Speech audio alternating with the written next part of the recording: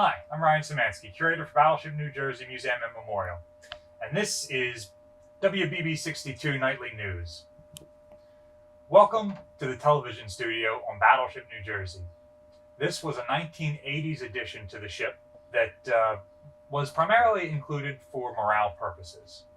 The ship received what's called a sight system, or shipboard information, training, and entertainment. Shipboard, obviously, because we are on a vessel. Information, oftentimes, members of the crew are inside the ship. You notice there's no portholes in this compartment. That's not uncommon. You might go the whole day without seeing what the outside weather is like, what's going on. If you serve down in an engine room, forget about it. You go down there in the morning, and when you come up at night, you've got no idea where in the world the ship is. So, information broadcast from a space like this is very important. Training. Normally for training, you would have to get the ship off the ship, back to shore, and then across the country to wherever a training center is. Train them, and then get them back on the ship. And for the entire period of time that they're training, their services are not available to the ship they're assigned to. So, the Navy came up with the idea of putting training programs on film, in this case Betamax, so that the crew could watch them as they're training and take standardized tests and get qualified for advancements and other things like that. This is the 1980s equivalent of doing your classes over Zoom. And finally, entertainment. It is very common from when the ship was first built on to have movies on board that you can play on the ship's closed-circuit television system or via a projector onto a large screen for the crew to be able to watch. When the ship was reactivated for the Vietnam War, the state of New Jersey bought a closed-circuit television system for the ship. So TVs were installed in all of the primarily berthing and working compartments around the ship. Though at that time there wasn't a sight system like we have now. In the 1980s, you get this whole upgrade, which not only features a room like this purpose designed into the 80s upgrade for filming content, but also camera equipment like these, and an entire studio next door that we'll be going to in a second. So next door, you're filming. Over here, you can be live editing the stuff that's going out to the whole ship and adding effects and things like that.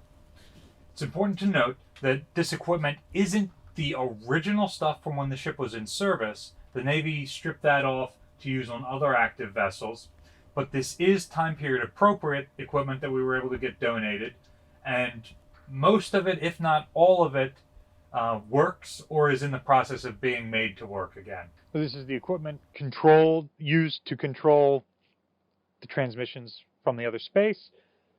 Again, this is not the ship's original equipment, and it's probably a couple of years more modern than this ship would have had. However, it does still mostly work, so we can show it off to guests. Yeah, so this system allows you to have multiple cameras. Remember, there were multiple cameras in that space, so you can switch from different cameras at different angles. And let's say the ship is doing a news program and they cut from the studio to a reporter on the bridge interviewing the OOD about where the ship is going today. And then you can transition from one spot to another, select a different camera, and do your segment, and then come back to the group in the studio. In addition to the sight system, there's also a radio station through this door right here. Same thing, you got the DJ in there who's doing playing music like that. So if we're in the United States, we can probably pick up radio signals from there. We can probably pick up TV. But when we're in the middle of the ocean, we are not getting any of those signals. So the ship generates its own for the crew's radios to pick up and for the TVs throughout the ship to use. That's the whole purpose of this. It's primarily for crew morale. Because it's for morale, the ship's chaplains are in charge of it. It's worth mentioning that much of the historic footage you see, particularly from the 80s, that we include on our channel, exists because of the crew who worked in here. So we're really appreciative of that. We're also appreciative of our volunteers who maintain this space.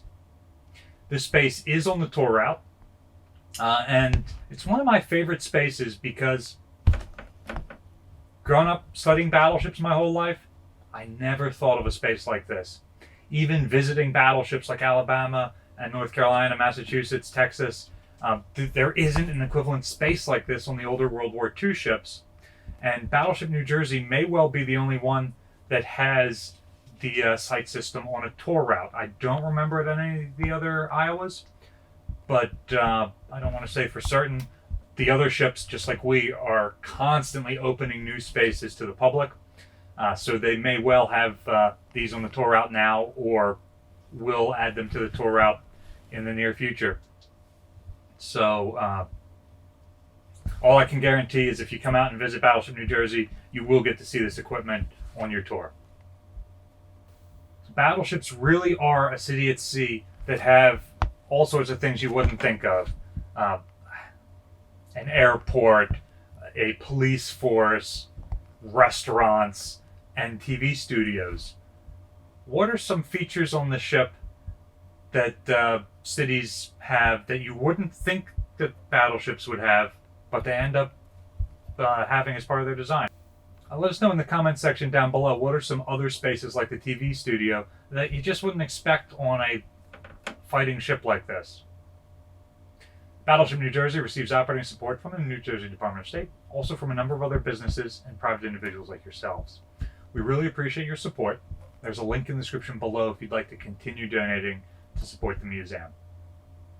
You can also help us out by liking, sharing, and subscribing so more people find out about the channel and our museum. Thanks for watching.